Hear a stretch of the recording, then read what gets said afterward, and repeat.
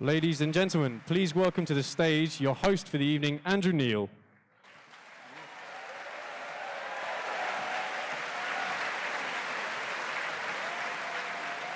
Well, good evening.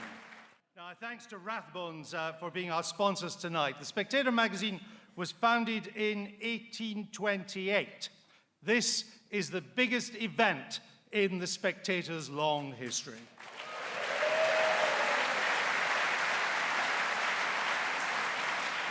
There is clearly an appetite for politics. You are proof of that tonight. The motion before us, the subject for discussion is, should Britain leave the European Union? Let us welcome our debaters on tonight.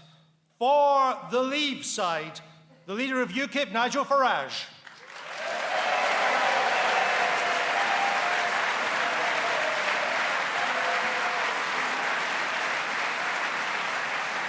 For the Remain side, the former Deputy Prime Minister, Lib Dem MP, Nick Clegg.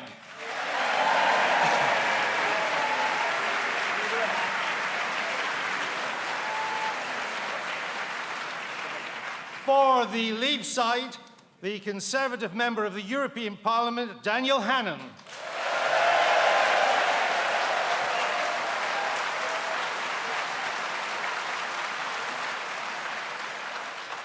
For the Remain side, former Labour leadership contender, Labour MP Liz Kendall.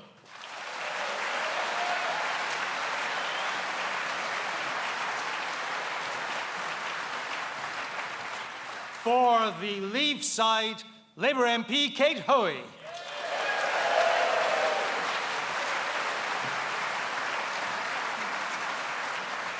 And for the Remain side, Labour MP Chuka Umunna.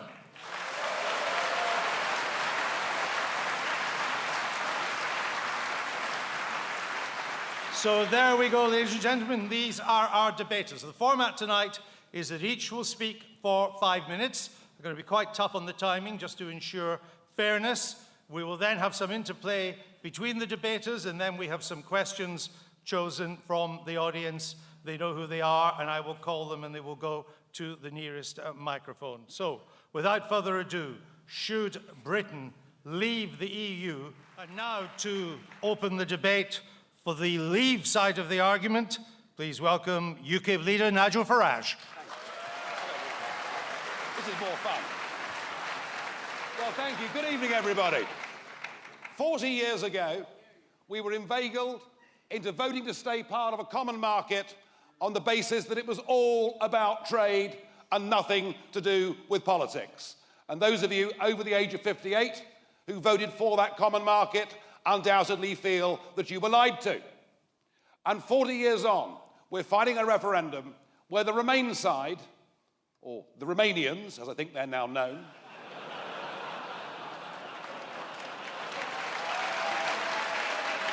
but I'll come on to immigration later. The Remain side have clubbed together. They've got Goldman Sachs, they've got Siemens Engineering, they've got the International Monetary Fund, they've got Obama, they've got the political class, at least most of them, in Westminster, telling us that if we do not stay part of this political union, dreadful things will happen to us because we have this wonderful trade deal being part of the European Union. They are doing it, they are putting the Leave camp on the back foot, and they're doing it to try and put us off the main arguments in this referendum. The fact is, ladies and gentlemen, we don't have a good deal with the European Union. For access to the single market, we pay a membership fee, we have the free movement of people, we have a massive regulatory burden, and we're prohibited and stopped from making our own trade friendships with the rest of the world. Do not believe them when they tell you tonight that the single market is good for Britain, that we need to be part of this club to access the single market. Every country in the world accesses the single market.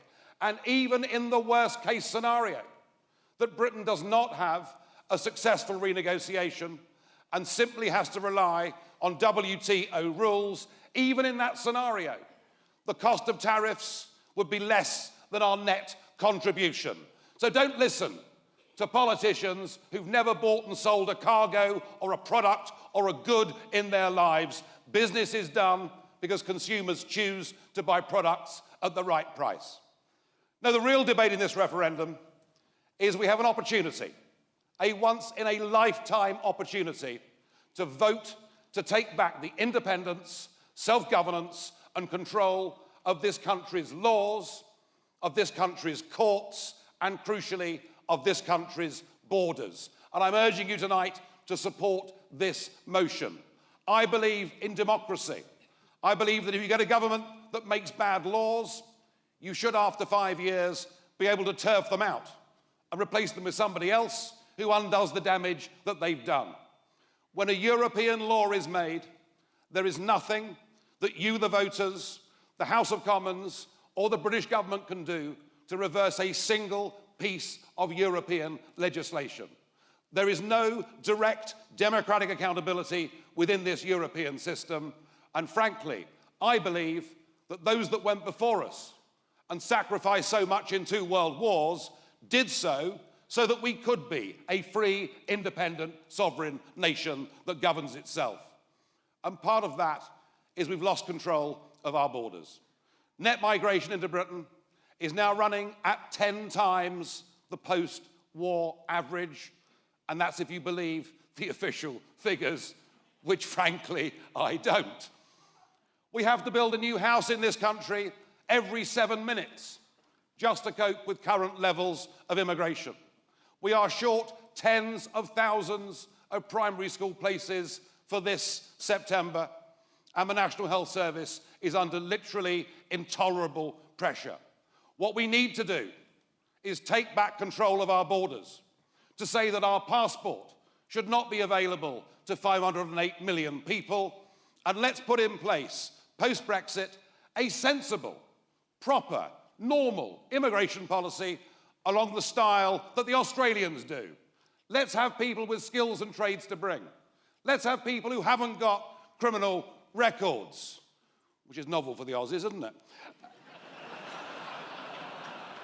And let's 1 minute. And let's have people who will add and contribute to the economy, but let's have them in sensible numbers. And in this age of terrorism, when you remember that 2 of the people that caused the massacre in Paris had come into Europe posing as migrants through the Greek islands, we'll be safer and better and more secure, taking back control of our borders, putting in place a proper immigration system, getting back the sovereignty of our parliament and our courts, re-embracing the parts of the world that we've turned our backs on, like the Commonwealth and elsewhere, whilst at the same time being friends and neighbours with all of those in Europe.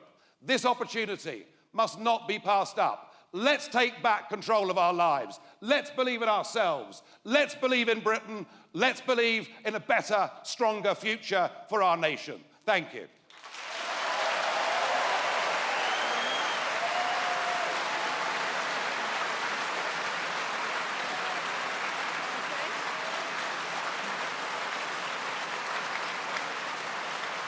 Nigel Farage.